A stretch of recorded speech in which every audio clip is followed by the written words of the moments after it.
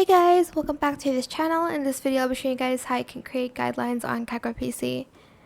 So go to the import section, go to background and select this, or you can select any color that you want for it. I'll just freeze frame it. You can adjust the color in the curve section here as well by adjusting the reds and stuff. Go to video, go to mask and select the mirror one and make it as thin as possible, but not super thin that you can't see it. And just place the guideline where you want it to be. I'll just copy and paste it and place it there, copy and paste it, rotate it, and move it around to create my guides.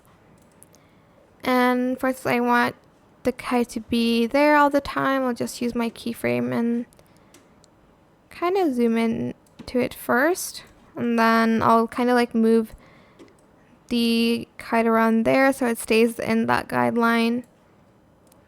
But that is it for this video. I hope it was helpful for you guys. Don't forget to like, comment, share. Also subscribe to this channel if you haven't done that already. If you have any more questions about this video, just leave it in the comment section down below. I will try my best to answer them all for you guys. And if you found this video helpful, please click the thanks button as well. That is it. Thank you so much for watching. Bye.